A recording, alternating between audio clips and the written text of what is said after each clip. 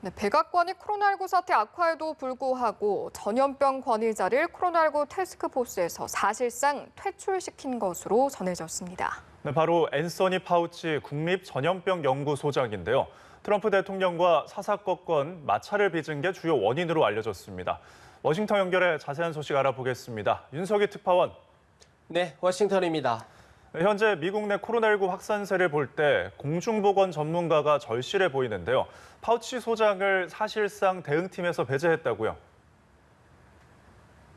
그렇습니다. 앤서니 파우치 미 국립전염병연구소장은 코로나19 팬데믹 사태와 관련해 소신 발언으로 미국인들의 큰 신뢰를 받고 있는데요. 코로나19 재확산 국면에도 불구하고 백악관 코로나19 대응팀에서 사실상 퇴출됐다고 워싱턴 포스트가 보도했습니다. 백악관 태스크포스의 핵심 인사인데도 불구하고 1개월 넘게 대통령 집무실을 찾지 못하고 있다는 겁니다.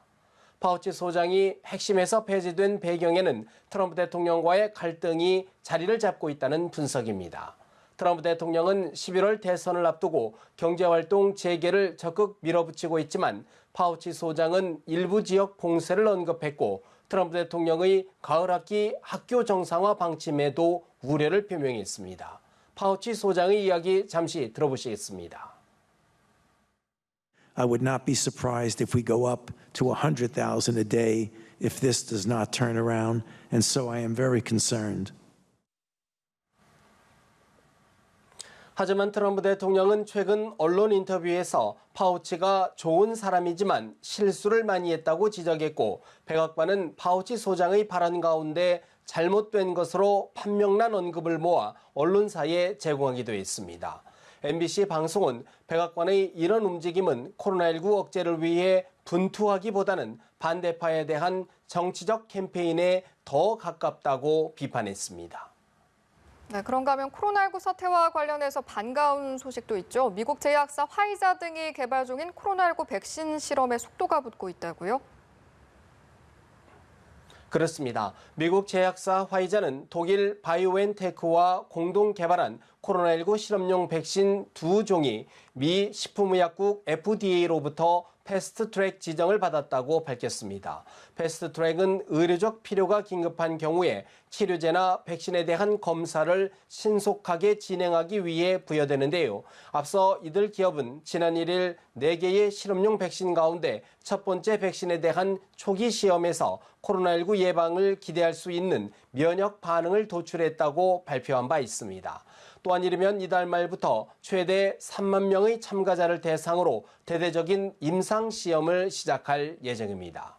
화이자 측은 현재 진행 중인 백신에 대한 연구 개발이 성공해 당국의 승인을 받으면 올해 연말까지 1억 회 분량의 복용분을 제조할 수 있을 것으로 기대된다고 덧붙였습니다. 네, 다른 소식도 좀 짚어봤으면 하는데요. 트럼프 행정부가 17년 만에 실시하려던 사형 집행을 미 연방법원이 제동을 걸었다고요. 그렇습니다. 워싱턴 DC 연방지방법원은 오늘 법무부에 의해 집행 예정이던 4건의 사형을 연기하도록 명령했습니다. 탄핵 척한 판사는 새로운 사형 집행 규정에 관해 상급 법원이 고려하지 않은 법적 문제를 검토해야 한다며 이같이 결정했습니다.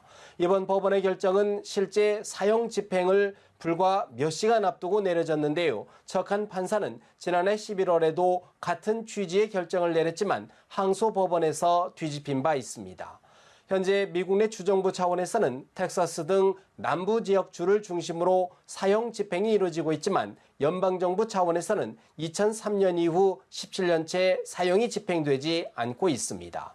하지만 트럼프 행정부 들어 기류가 변하면서 윌리엄 바 법무장관은 지난해 7월 사형 집행을 재개하겠다는 계획을 밝혔습니다. 법무부는 오늘 연방법원의 결정에 즉각 불복해 연방고등법원에 항소했습니다. 지금까지 워싱턴에서 전해드렸습니다.